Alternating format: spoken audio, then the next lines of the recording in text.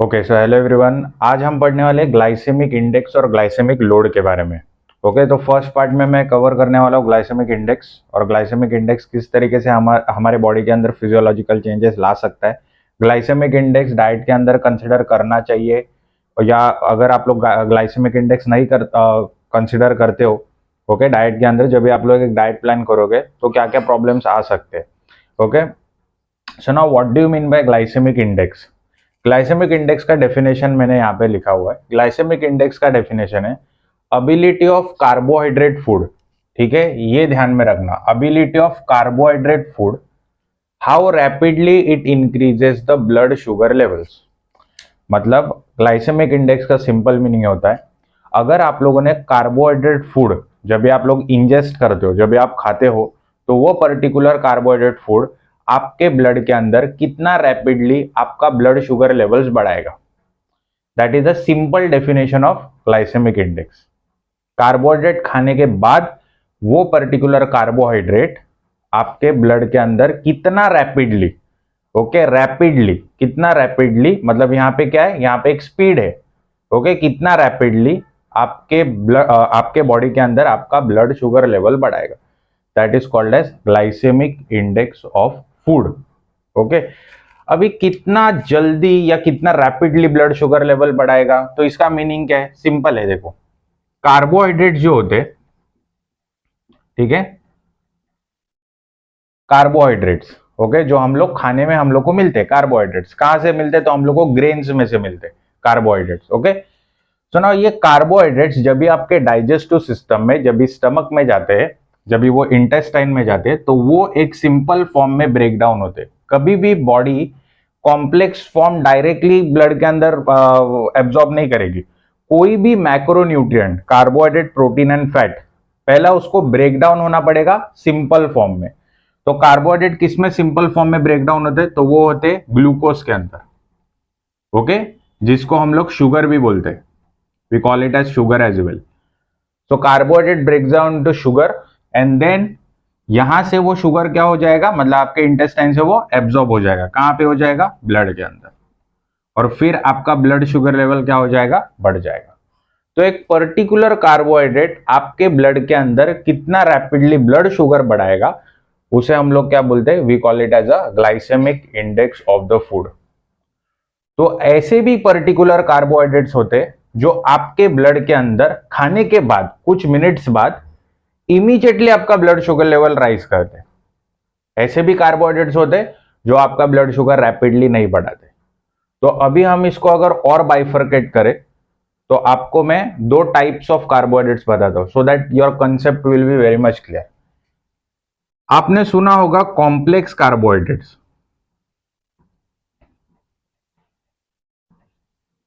Okay, and second is simple carbohydrates.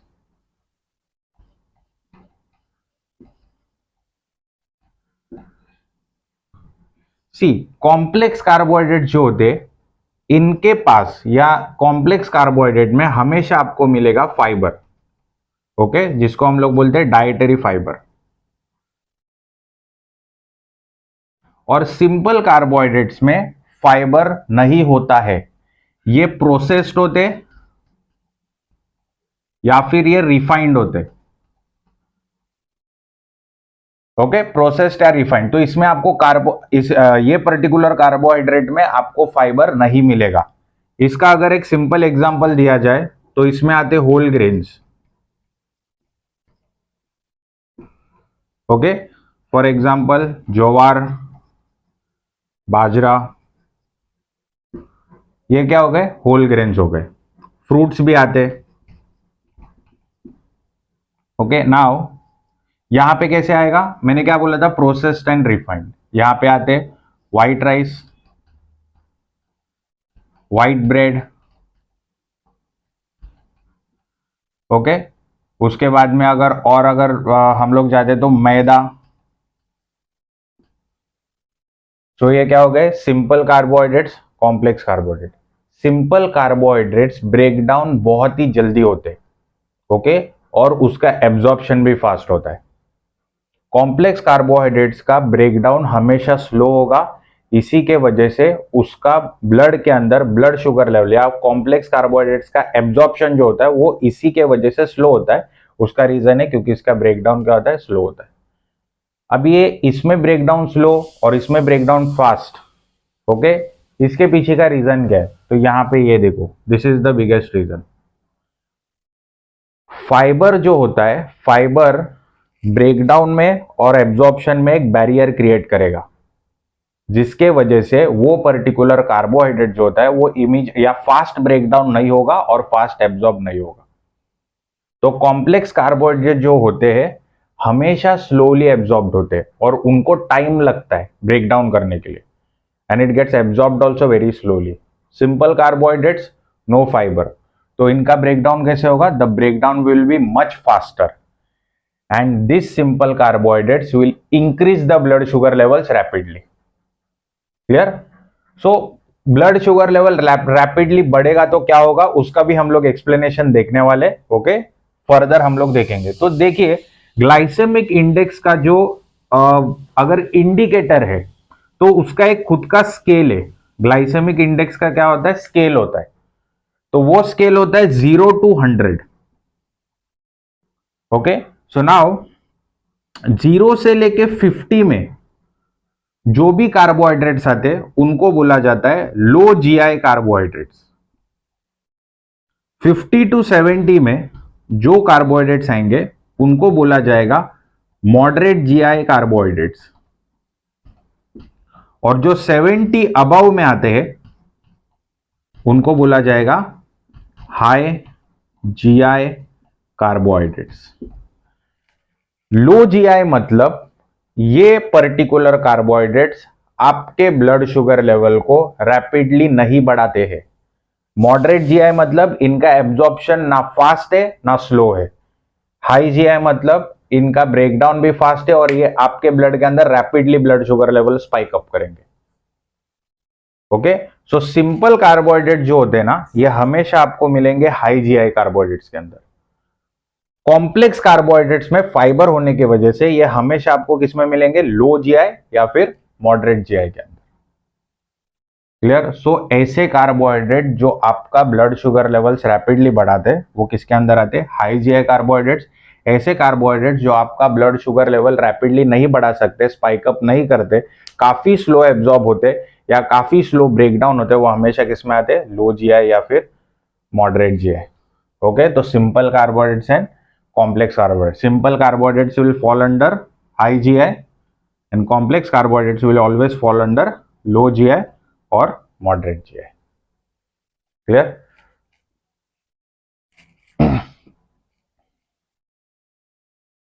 Okay. So now अगर suppose हम लोग high GI carbohydrates खाते या लो जीआई कार्बोहाइड्रेट्स खाते या मॉडरेट जीआई कार्बोहाइड्रेट्स खाते तो ऐसे बॉडी में क्या क्या फिजियोलॉजिकल चेंजेस आएंगे? मेरी बॉडी उसको कैसा रिस्पॉन्ड करेगी? अगर ब्लड शुगर लेवल इमीडिएट स्पाइकअप हो गया या बहुत ही ज्यादा ब्लड शुगर लेवल स्पाइकअप हो जाता है तो आपके बॉडी में प्रॉब्लम्स क्या क्या आ सकते हैं? ओके, सो इसका हम लोग एक्सप्लेनेशन देखने वाले हैं, okay, with in the next part. Okay, अगर हम हाई जीआई कार्ब्स खाते या लो जीआई कार्बोहाइड्रेट्स खाते तो इससे खाने के बाद, कंजम्पशन के बाद, जैसे मैंने आपको पहले ही क्लियर किया था, सिंपल कार्बोहाइड्रेट्स में फाइबर नहीं होता है तो वो कैसे एब्जॉर्ब होंगे? रैपिडली। ओके, तो आपका ब्लड शुगर क्या होगा? स्पाइक अप हो जाएगा। Simple carbohydrates break down into sugar. Complex carbohydrates होते हैं स्लो एंड स्टेडीली एब्जॉर्ब होते हैं, ब्रेक डाउन होते हैं, इसके वजह से क्या होगा? वो आपके ब्लड शुगर को रैपिडली नहीं बढ़ाएंगे। इसमें कुछ मॉडिफिकेशंस भी हम लोग आगे देखने वाले। Okay, so this is the complete video lecture. तो नाउ यहाँ पे हम लोग ग्राफिकल एक प्रेजेंटेशन देखने वाले कि like how high GI and low GI carbohydrates effect us. Okay, क्या क्या डिसएडवांटेजेस हो सकते हैं? ओबेसिटी को एक सबसे बड़ा रीजन होता है कि आपका खराब lifestyle. Okay, that is the main reason for the obesity. What you eat in all day. High GI carbohydrates obesity को एक्चुअली कंट्रीब्यूट करते। हाई जीआई कार्बोहाइड्रेट्स, अगर कोई हाई जीआई कार्बोहाइड्रेट्स एक्सेसिवली खाता है पूरे दिन में तो ओबेसिटी को वो हाई जीआई कार्बोहाइड्रेट्स कंट्रीब्यूट करेंगे। बहुत सारे रीजन है ओबेसिटी के, but one of the reason is high GI carbohydrate consumption every time. So now ये जो साइड है, this one, this is your blood sugar levels. Okay, this is your blood sugar level. तो blood sugar level milligram per decilitre, ये उसका unit होता है. तो this is 70 milligrams per deciliter, this is 90 milligram per deciliter, this is 100 और ये 120. Okay, और यहां पे हम लोग ये साइड में रखने वाले टाइम. सो let say 40 minutes, okay, 1 hour, 2 hours, okay, ऐसे कंटिन्यू करते जाओ.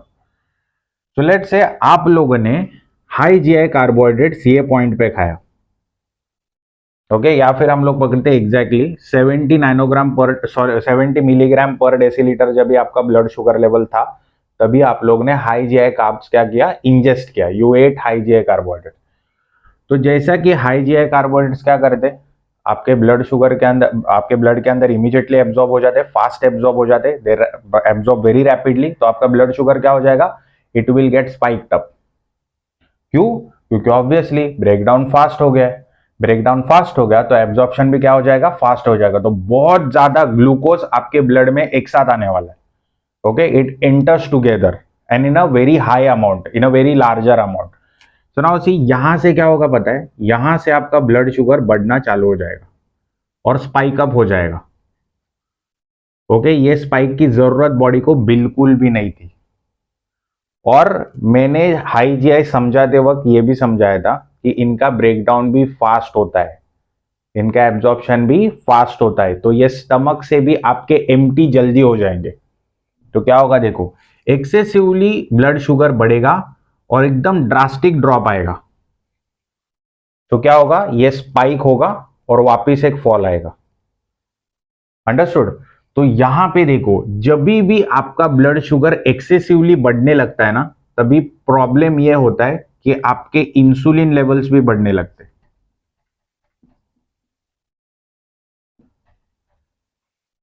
ओके, इंसुलिन लेवल्स भी क्या होते हैं, बढ़ने लगते हैं.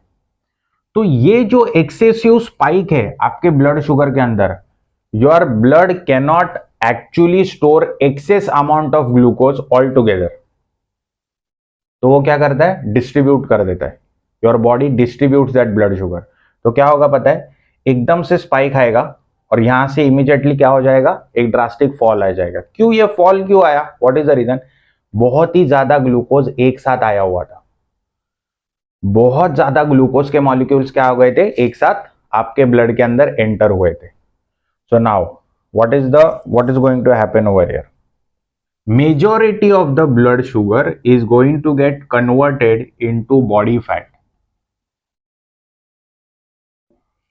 It is going to get converted into body fat. उसका रीजन देखो क्या है, ये जो हार्मोन है ना insulin, insulin is responsible for transport of the blood sugar. Insulin blood sugar को लेके नहीं जाएगा, insulin goes and gives the message to the cell.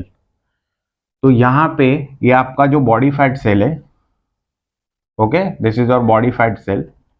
Insulin को ये काफी ज्यादा रिस्पॉन्सिव होता है.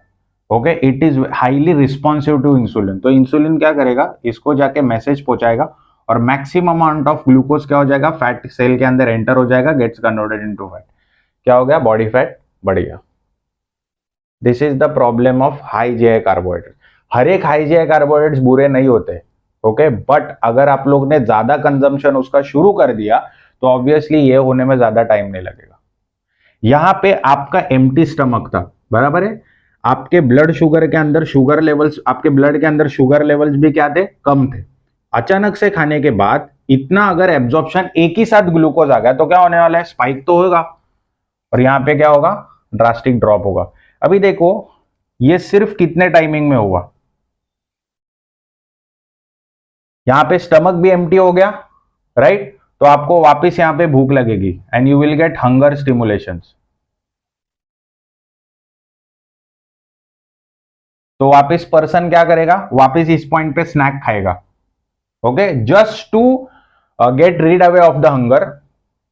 हंगर को कम करने के लिए यहां पे वापस वो एक स्नैक खाएगा. वो स्नैक भी कैसा रहेगा, high GI. For example any kind of bakery products, okay, शायद से वो बिस्किट खा सकता है, शायद से वो केक खा सकता है, वॉट एवर इट इज, तो वो किस में आ गए सारे के सारे, सिंपल कार्बोहाइड्रेट्स में, प्रोसेस्ड है, रिफाइंड है। यहां से वापिस सेम सिचुएशन, तो क्या हो रहा है, वापिस same thing is happening, insulin spike, blood sugar spike, insulin spike getting converted into body fat.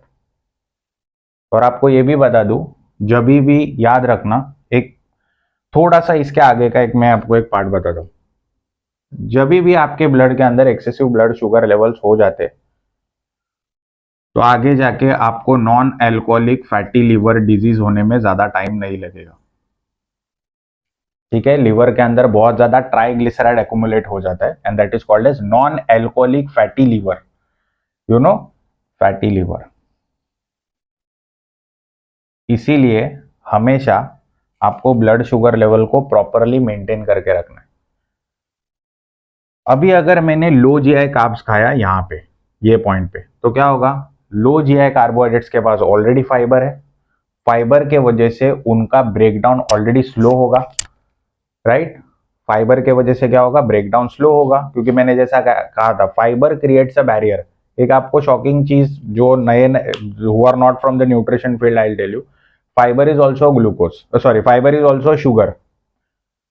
Okay, fibre के अंदर भी शुगर होता है, only the thing is human can not digest the fibre और ब्रेक डाउन द फाइबर। वो किस में हो सकता है, वो हो सकता है रूमिनेटिंग एनिमल्स में, हर्बीवोरस एनिमल्स में, जो घास वगैरह खाते। तो हमारे में फाइबर ब्रेकडाउन क्यों नहीं हो सकता है, because we don't have enzyme. कोई भी मैक्रोन्यूट्रिएंट में से एक सिंपल प्रोडक्ट बाहर निकालने के लिए आपको एंजाइम्स की जरूरत पड़ती, राइट। तो एंजाइम क्या करते, ब्रेक डाउन करते, तो हमारे पास वो एंजाइम है नहीं। ओके, सो नाउ यहाँ पे अगर आप लोग लो जीआई कार्बोहाइड्रेट खाते हो, तो low GI carbohydrate slow absorption की वजह से, फाइबर होने की वजह से वो स्पाइक अप क्रिएट नहीं करेगा, और वो स्लोली एंड स्टेडीली आपके ब्लड शुगर लेवल को बढ़ाता है, और काफी लंबे समय तक आपको एनर्जी प्रोवाइड करने का काम करेगा।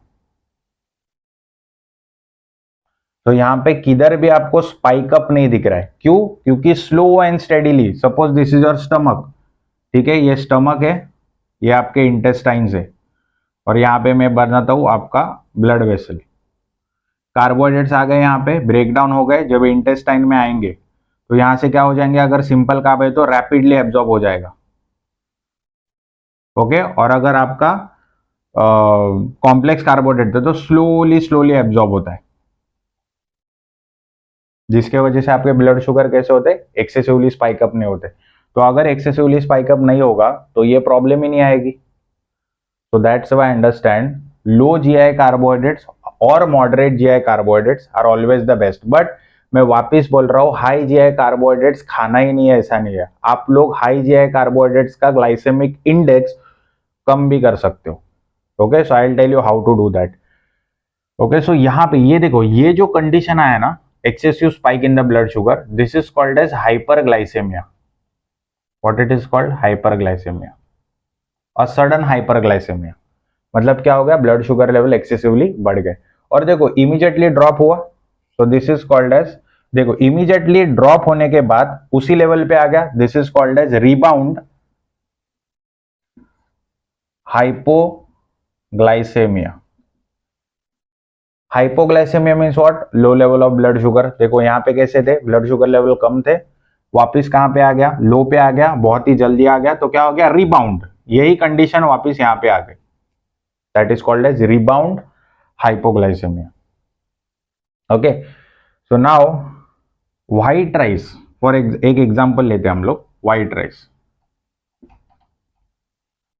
व्हाइट राइस का ग्लाइसेमिक इंडेक्स हाई है, okay, the glycaemic index of white rice is high. क्यों, फाइबर नहीं है, प्रोसेस्ड है, राइट। सो नाउ मुझे अगर व्हाइट राइस खाना है तो मैं खा सकता हूं क्या, so can you eat white rice, obviously you can eat white rice.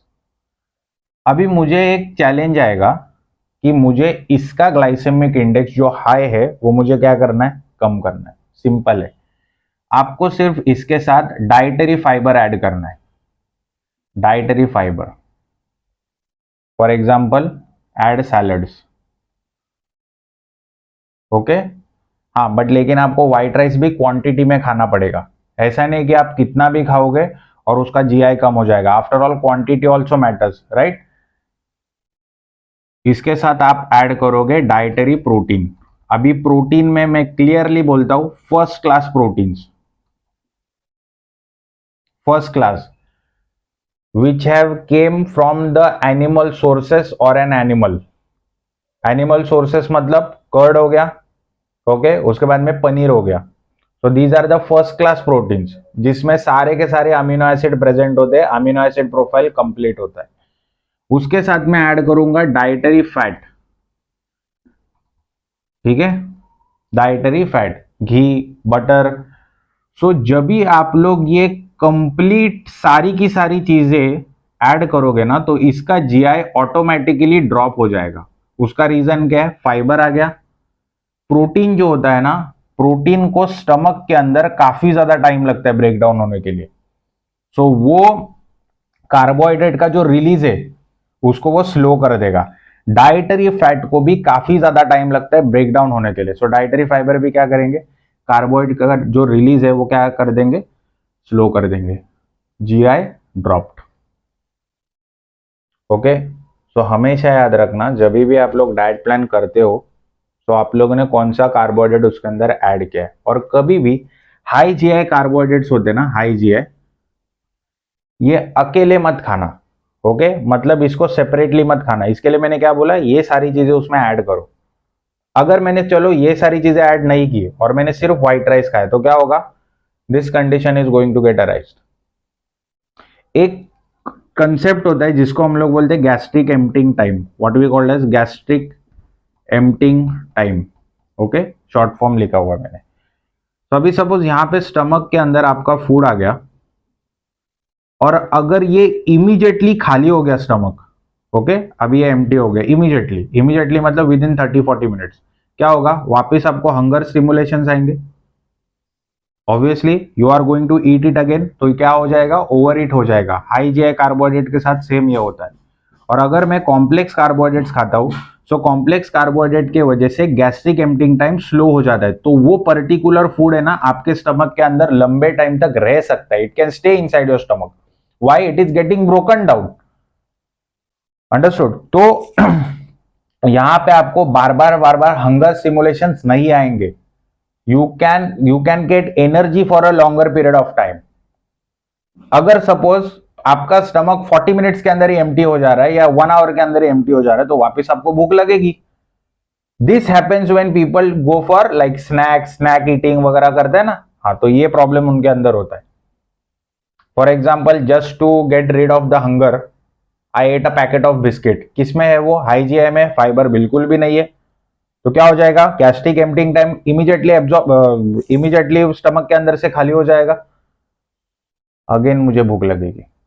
तो पहले ही मेरे ब्लड के अंदर क्या हुआ था? ये सारी चीजें होती, वापस मैंने खाया, वापस हो गया। अंडरस्टूड? सो high GI, low GI carbohydrates होते हैं या मॉडरेट जीआई कार्बोहाइड्रेट्स होते हैं, फाइबर के वजह से उनका गैस्ट्रिक एम्प्टिंग टाइम भी कैसा होता है? स्लो होता है। Okay, so this is the complete physiological changes that are going to happen inside our body when we have high GI, low GI और moderate GI। और मैंने आपको बोला हाई जीआई कार्बोहाइड्रेट्स बुरे नहीं होते, जस्ट आपको क्या करना है, उसके अंदर कुछ मॉडिफिकेशंस करना है। कभी कभी क्या होता है, लो जीआई कार्बोहाइड्रेट्स होते हैं ना, एक्सट्रीमली लो जीआई कार्बोहाइड्रेट्स, उसके अंदर ऑब्वियसली कार्बोहाइड्रेट्स का ब्रेक डाउन एब्जॉर्प्शन एज पर ग्लाइसेमिक इंडेक्स वो लो जीआई में आते हैं। बट कभी कभी उसके अंदर बहुत सारे ऐसे न्यूट्रिटिव फैक्टर्स होते हैं जो कम होते हैं, और वही न्यूट्रिटिव फैक्टर्स आपको ज्यादा मिलेंगे हाई जीआई वाले में। तो सिर्फ कार्बोहाइड्रेट भी कंसिडर नहीं किया जा सकता है, बट हाँ, ये इंपॉर्टेंट कंसेप्ट है कंसिडर करने के लिए। तो always when you select a carbohydrate, see the carbohydrate falls in the high GI, moderate GI या फिर low GI. Okay, so in the next part we are moving to glycaemic load, और glycaemic load calculate कैसे करना है वो भी हम लोग उसका फॉर्मूला पढ़ेंगे और लाइव यहाँ पे एग्जांपल देखेंगे कि how to solve it. Okay, so moving to the next part for glycaemic load. Okay, so in the next part now we are going to study about the GL, कि GL क्या होता है। Okay, तो GL मतलब glycaemic load. हम लोग ने index के बारे में पढ़ा था, ओके, ये क्या बोल रहा है, ग्लाइसेमिक लोड। ठीक है, तो लोड पे ध्यान देना। तो यहां पे इसका डेफिनेशन कहता है कि amount of carbohydrates in portion of the food. Amount of carbohydrate, जो आपने फूड का पोर्शन लिया है उसके उस फूड पोर्शन के अंदर कितना अमाउंट ऑफ कार्बोहाइड्रेट है, together with how quickly it raises the blood sugar levels. जो अमाउंट ऑफ कार्बोहाइड्रेट आप लोगों ने आपके फूड पोर्शन में लिया है, वो पर्टिकुलर अमाउंट ऑफ कार्बोहाइड्रेट, वो पर्टिकुलर कार्बोहाइड्रेट कितना जल्दी आपका ब्लड शुगर बढ़ा सकता है। तो वहां पे क्या था, a carbohydrate how quickly it raises the blood sugar, GI के अंदर ग्लाइसेमिक इंडेक्स। यहाँ पे क्या है, यहाँ पे अमाउंट ऑफ कार्बोहाइड्रेट। ठीक है, वहां पे अमाउंट का कोई भी बात नहीं हुआ था, it was just an index. यहाँ पे क्या बोल रहा है, इट इज जीएल का डेफिनेशन क्या कह रहा है, it is saying the amount of carbohydrate present in the food, whatever the food portion you are having. Okay, so now इसका एक फॉर्मूला होता है and it is also having value. GI का क्या था, 0 to 100 का scale था, इसका जो है वो 0 to 20 का स्केल है। ओके, 0 to 20 जीएल का। सो अभी यहां पे एक फॉर्मूला होता है जहां पे आपको पता चलेगा कि आप लोगों का फूड के अंदर जीएल कितना है। So GI that is glycaemic index of food. जो भी आप खाना खा रहे, जो भी आपने कार्बोहाइड्रेट सिलेक्ट किया, उसका ग्लाइसेमिक इंडेक्स आपको पहला पता होना चाहिए। तो उसका glycaemic index multiplied by amount of carbohydrates in grams in serving. आप लोगों ने जितना भी कार्बोहाइड्रेट लिया है या कार्बोहाइड्रेट फूड लिया है, उसके अंदर कितना ग्राम कार्बोहाइड्रेट्स प्रेजेंट है। ओके, उसका नंबर यहां पे लिखना है and just you have to divide by 100। So we will see practically an example. हम लोग अगर व्हाइट राइस खा रहे 100 ग्राम्स, जो 100 ग्राम्स कुक्ड व्हाइट राइस है, तो उसमें अराउंड 28 ग्राम्स ऑफ कार्बोहाइड्रेट्स है। तो मैं यहां पे लिखता हूं 28। ओके, इसका जीआई देखते हैं हम लोग।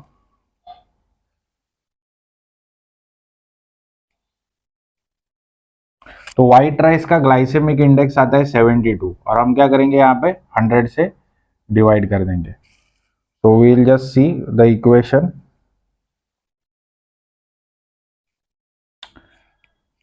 72 मल्टीप्लाइड बाय 28 डिवाइडेड बाय 100। तो इसका फिगर आ रहा है 20.16। ओके, ये इसका जीएल है। तो मैंने अगर 100 ग्राम्स व्हाइट राइस लिया तो उसका जीएल क्या आया, 20.16।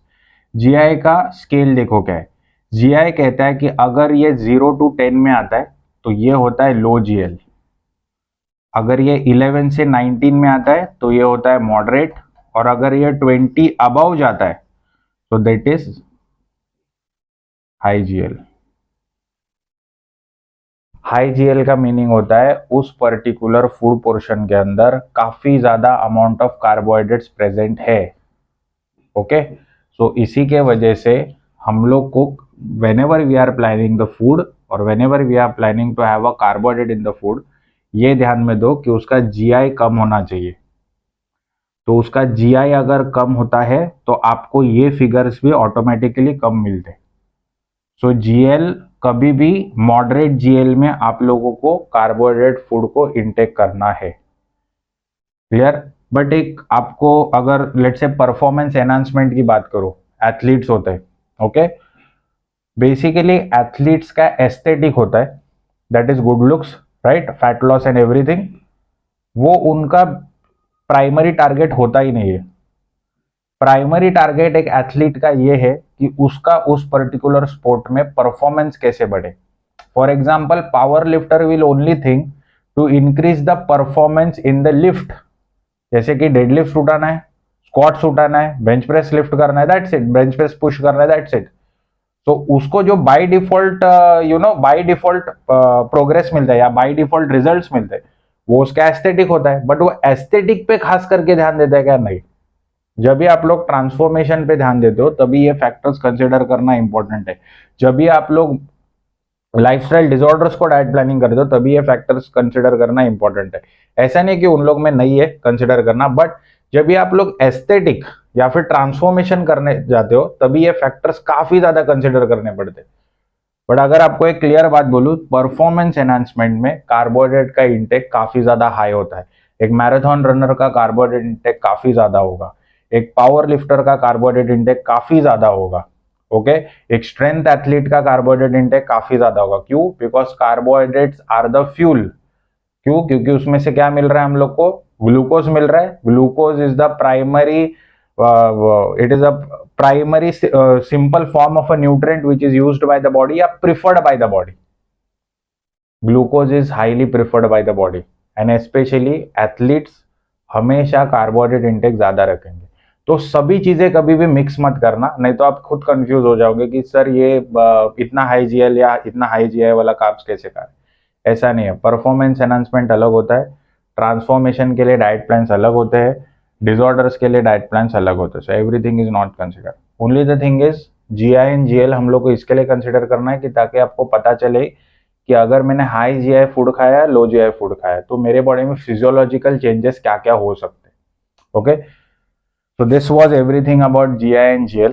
In case if you have any question or if you have any doubt, please comment, okay, and I'll try to answer it. So thank you for now.